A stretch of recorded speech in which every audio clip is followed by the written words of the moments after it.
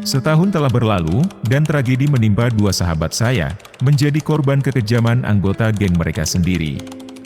Baru kemarin, hari Minggu, kami bersama-sama, namun keesokan harinya, berita duka itu menyapa dari layar televisi. Mereka tak hanya dihabisi, tapi juga disiksa.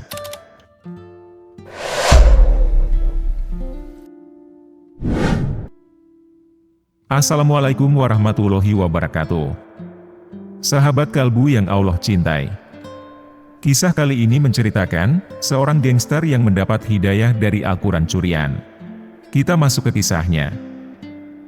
Abdullah Daniel Hernandez, putra tanah Puerto Rico, kini menetap di Amerika Serikat.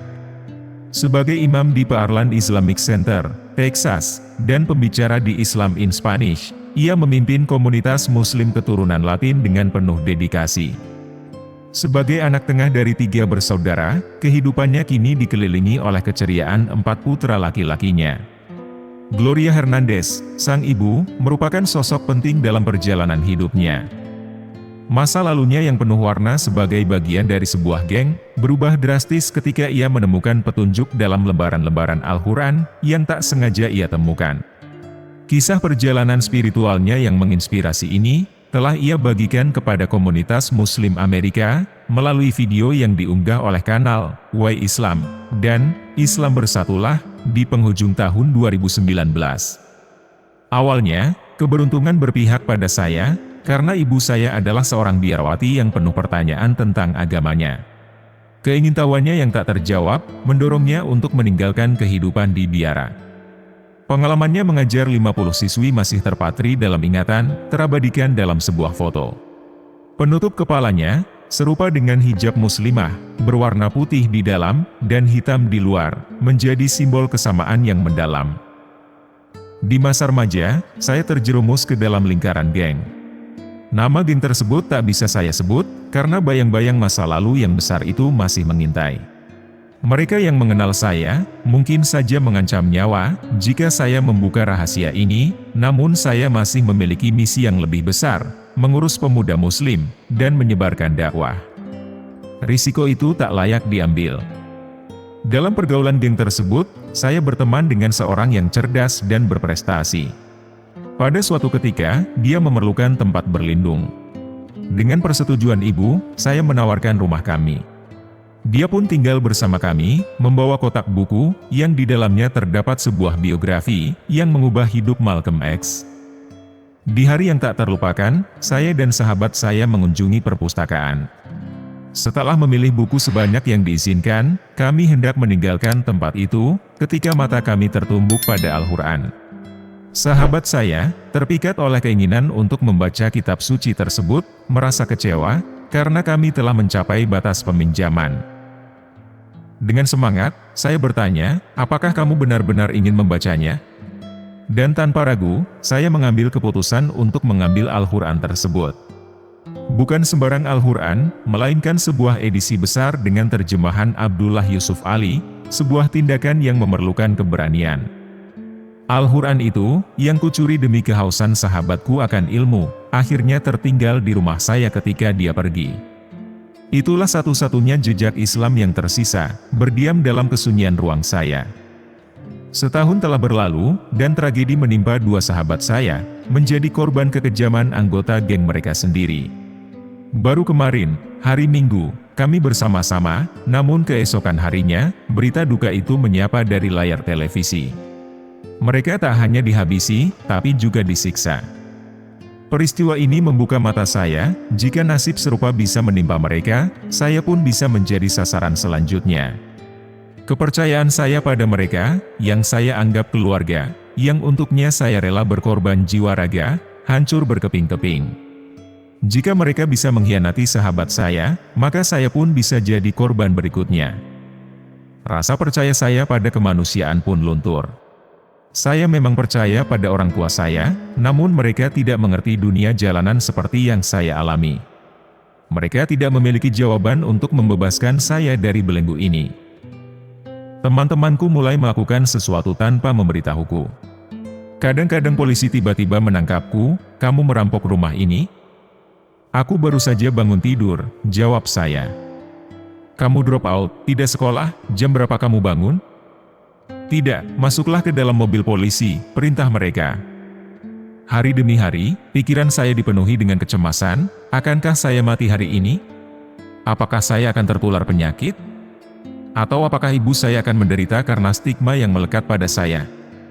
Di tengah pencarian jiwa, pada suatu sore yang menentukan, saya memilih untuk mengunjungi gereja.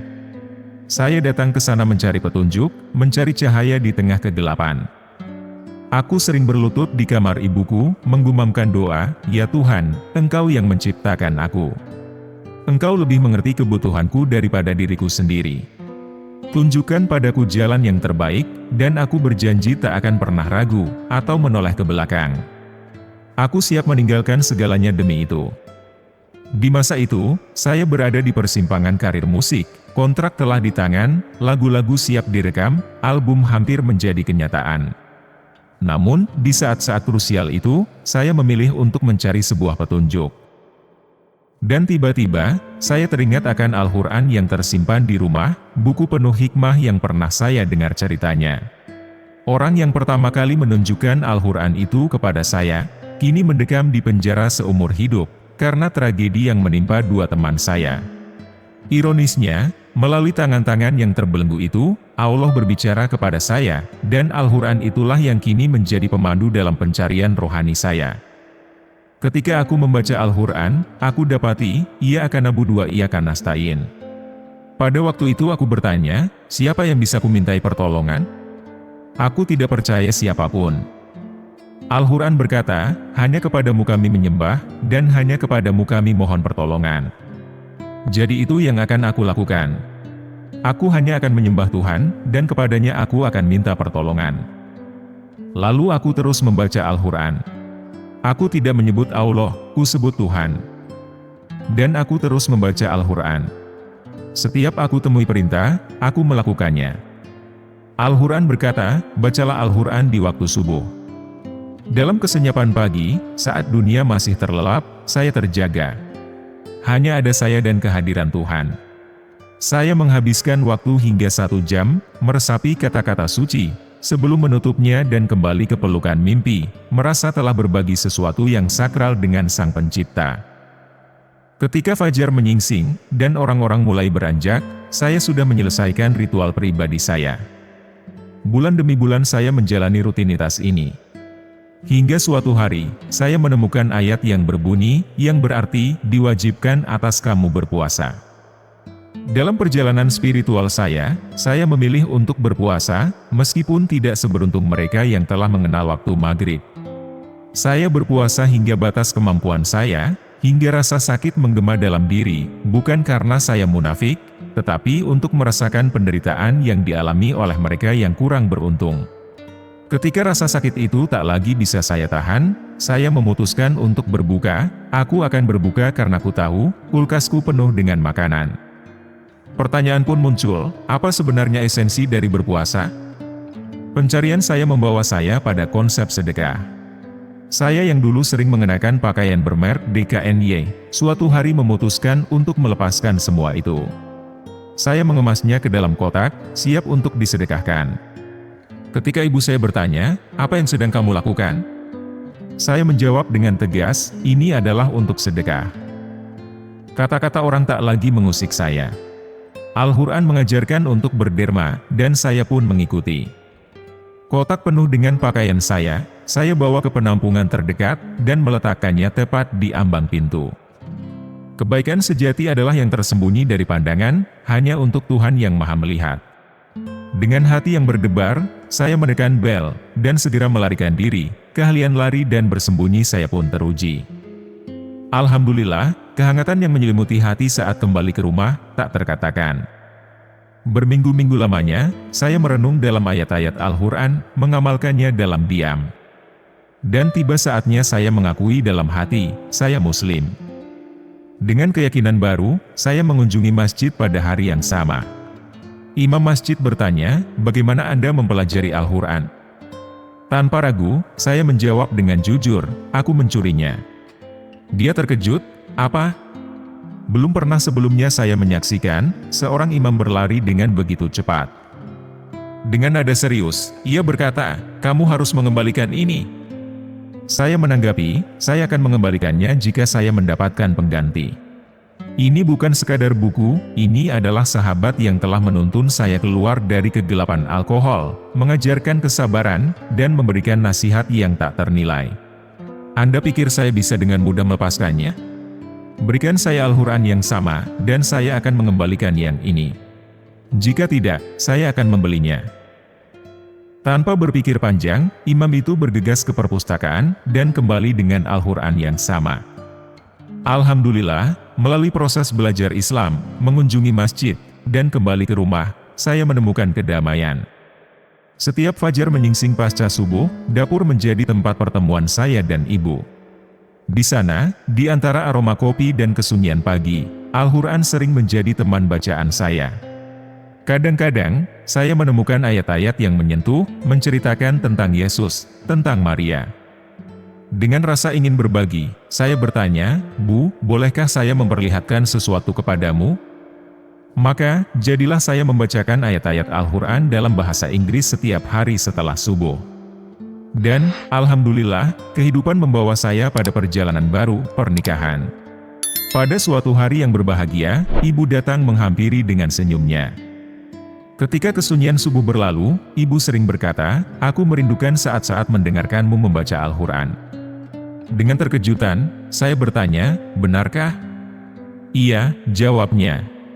Al-Quran telah menjawab banyak pertanyaan yang dulu membuatku meninggalkan biara. "Soal kepercayaan pada apa yang ibu dengar dari Al-Quran?" tanya saya. "Iya, aku yakin. Aku ingin bersyahadat," ucapnya dengan penuh keyakinan. Alhamdulillah, 2 tahun setelah saya, ibu pun memeluk Islam. Dan setahun kemudian, Abdullah Daniel Hernandez menunaikan haji. Kembali dari Tanah Suci, ia mendapati ayah, adik, dan kakaknya juga telah menemukan cahaya Islam. Setelah itu, Hernandez mengabdikan 5 tahun untuk menuntut ilmu di Universitas Al-Azhar, Kairo. Kini, ia mengemban amanah sebagai imam di Pearland Islamic Center, Texas. Dan itulah kisah dari seorang mantan gangster, yang mendapat hidayah dari Al-Quran curian. Semoga kita bisa mengambil hikmahnya, dan bisa meningkatkan keimanan kita. Wallahu a'lam bishawab. Terima kasih sudah menonton video ini sampai akhir. Jangan lupa like, komen, dan subscribe channel Ruang Kalbu. Wassalamualaikum warahmatullahi wabarakatuh.